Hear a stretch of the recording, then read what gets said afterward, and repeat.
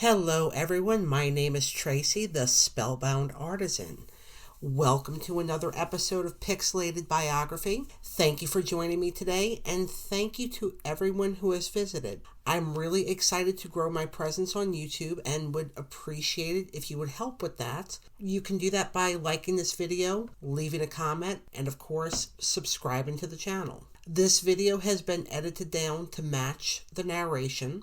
I will upload an unedited, silent version of the art only, just in case you want to see a full transition, and of course you can listen to whatever you want while you're watching it. So with that out of the way, let's get into today's biography. In the world of ballet, few names shine as brightly as Margot Fonteyn's. She was born Margaret Hookham on May the 18th, 1919, in Regent, Surrey, England. Her journey into the world of dance was nothing short of extraordinary. Margot's passion for ballet ignited at a young age. She was taught ballet by the renowned Russian ballet teacher Olga Preobrazhenska. Margot quickly ascended, and at the age of 16, she joined the Royal Ballet, and she adopted the stage name Margot Fonteyn. Her technique was flawless, and her artistry blossomed on the stage. She was dancing major roles in her late teens, and her signature role was portraying Juliet in the ballet Romeo and Juliet. Beyond classical ballet, Margot explored contemporary works. She collaborated with choreographers and other dancers. The versatility that she displayed on stage allowed her to seamlessly transition between the refined elegance of classical pieces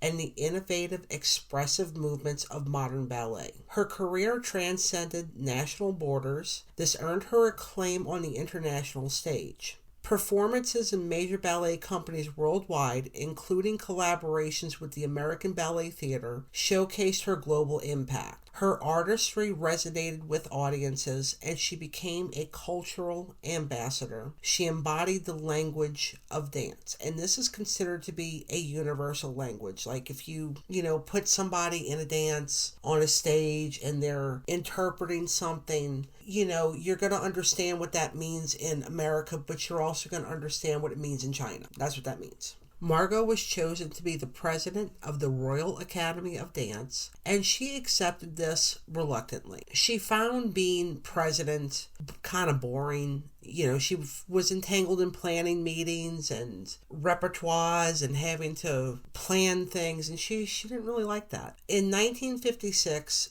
she was honored as a Dame Commander of the Order of the British Empire. Now, her life was also shaped by love. In 1935, she married Dr. Roberto Arias, a Panamanian diplomat. Their union was a blend of cultural diversity and shared passions. Margot's marriage to Roberto introduced her to the vibrant world of Panama. She embraced the culture and the Spanish language and became an integral part of Panamanian society. This connection with Panama not only enriched her personal life, but also influenced her artistic sensibilities, and it also got her caught up in some political intrigue. In 1956, she faced controversy for performing in apartheid-era South Africa. She received top reviews, but she was also criticized due to the dancers' union ban.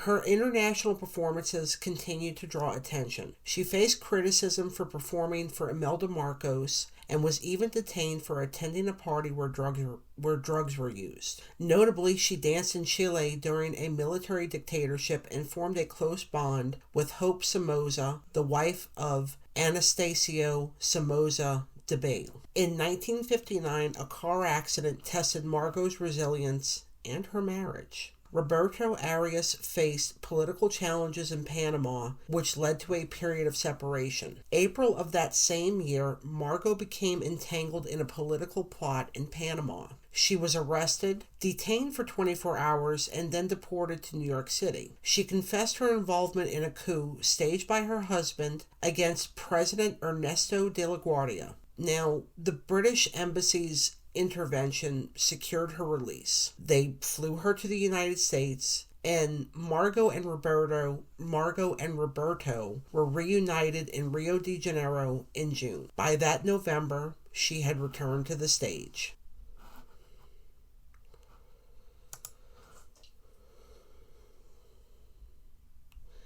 In 1964, Roberto was involved in another political scandal that led to his arrest. During that time, Margot worked hard to secure his release. In 1961, Margot was considering retirement, but at the same time, Rudolf Nureyev, a charismatic and dramatic Soviet dancer, sought asylum in the West. The two were paired together on stage, and the contrast of the seasoned ballerina Margot and the unconventional Rudolf seemed an unlikely match. Yet the chemistry between them ignited the stage in a way that transcended traditional ballet partnerships. The pair ignited interest in ballet, and people would stand in line for hours to get tickets just to see them on stage. Together, Margot and Rudy redefined ballet dynamics and produced timeless performances such as Romeo and Juliet and Swan Lake.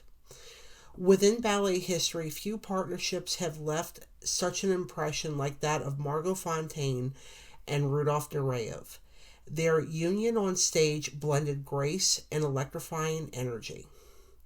Offstage, their relationship was one of mutual admiration and friendship. Margot was older than Rudy, but in spite of this, they became confidants to each other, and Margot became a mentor to young Rudy, and their deep connection fueled their onstage chemistry. The collaboration between the two changed the landscape of ballet forever. Their partnership elevated each other's careers, but it also bridged the gap between classical and contemporary dance. The impact of their performances resonates even today. They influenced generations of dancers who strive to capture the magic that they created together. In later years, Roberto's health declined, and Margot became his devoted caregiver. And even though Margot had immortalized herself on the stage, she was still a human, and like all humans, she faced the inevitable passage of time. In 1989, she was diagnosed with cancer, and this marked the end of a very long career that spanned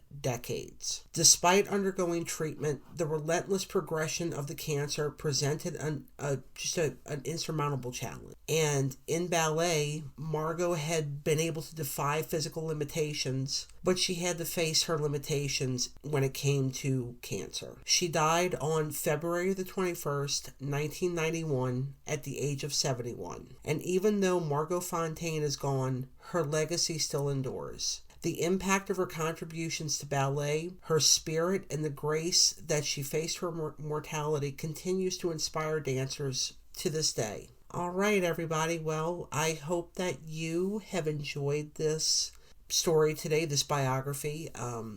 I do like ballet. I think it's a beautiful art form. It also, produced some of the greatest music that we will ever know as humans. So with all that in mind, I really do appreciate you listening to this. I really hope that you will subscribe and that you will spend some more time with me in the future. All right, everybody. So that's it for me today. Have a great week, and I'll see you next time. Bye.